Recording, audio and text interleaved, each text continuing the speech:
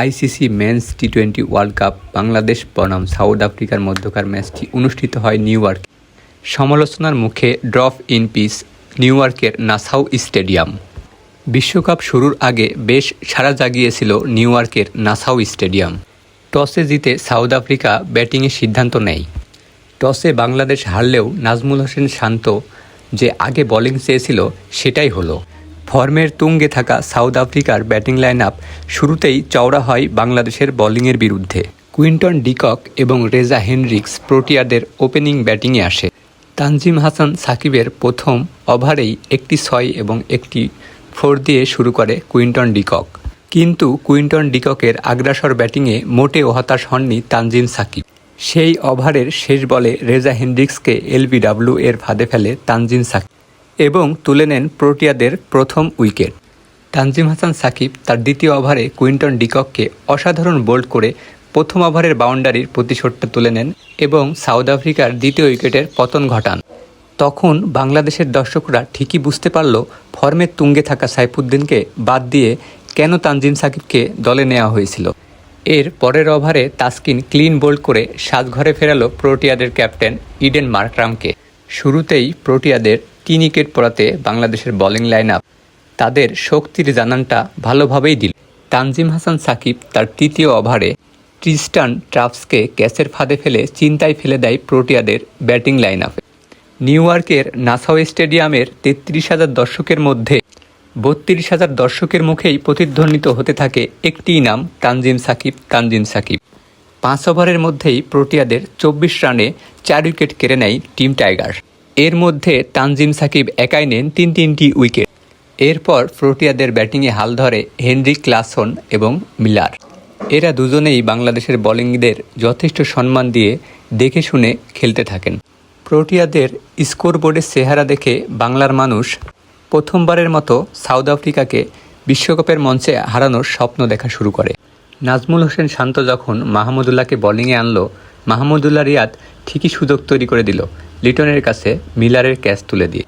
কিন্তু লিটন ক্যাচটা মিস করে হতাশ করলো মাহমুদুল্লাহকে, হতাশ করলো বাংলার মানুষকে। এরপরে দেখে শুনে খেলতে থাকা হেনরিক ক্লাসনকে ক্লিন বোল্ড করে দেয় তাসকিন আহমেদ। প্রোটিয়াদের স্কোরবোর্ডে 20 ওভারে যুক্ত হয় 113 রান এবং টিম টাইগারদের টার্গেট 114।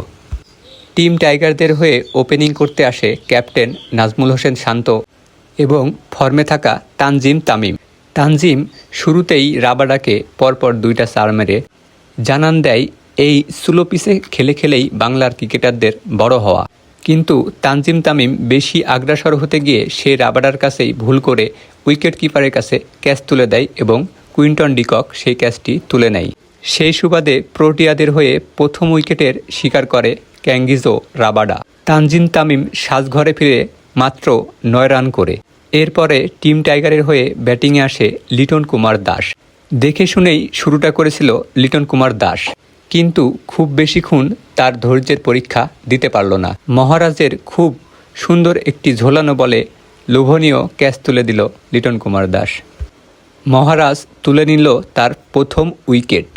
লিটনের আউট হওয়ার আগেই সাকিব গ্যালারিতে বসেই ভাবছিল তাকেই হয়তো খেলতে হবে, তাকেই হয়তো হালটা ধরতে হবে। কিন্তু সেই সাকিবও একই ভুল করে বসল নরকিয়ার সেই বাউন্সার বলটিতে। সাকিব আউট হওয়াতে টিম টাইগারদের দায়িত্ব একটু বেশিই পড়ে গেল ক্যাপ্টেন নাজমুল হোসেন শান্তর ওপর। কিন্তু তাতে কি যায় আসে ক্যাপ্টেন নাজমুল হোসেন শান্তর? সেই সাকিবের মতো একই পথে হাঁটলেন নাজমুল হোসেন শান্ত। নরকিয়ার সেই বাউন্সার বলেই আবার নাজমুল হোসেন শান্তও সাজঘরে ফিরে গেলেন এবং বাংলাদেশের স্কোরে নেমে আসলো দুর্দশা। সকল দায়িত্ব এসে পড়ল মাহমুদুল্লাহ রিয়াদের ওপর। মাহমুদুল্লাহ রিয়াদ এবং তাহিদ হৃদয় দেখে শুনে খুব সুন্দরভাবেই খেলতেছিল। মাহমুদুল্লাহ রিয়াদ এই চাপের মুখেও অসাধারণ কিছু শট খেলে জানান দিল অভিজ্ঞতার দাম এখনও আছে। তাহিদ হৃদয়ও মাহমুদুল্লাহ রিয়াদকে খুব ভালোই সঙ্গ দিচ্ছিল। কিন্তু তাতে কি, বাংলাদেশ বারবার সেই হেরে যায় 12 নম্বর এবং 13 নম্বর সেই প্লেয়ারের কাছে।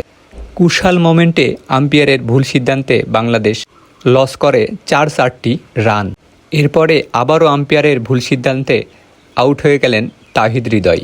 এরপরে সকল দায়িত্ব সেই প্রথম ম্যাচের মতোই কাঁধে পড়ে মাহমুদুল্লাহ রিয়াদ। স্কোর বোর্ডে দরকার 4 বলে 7 রান।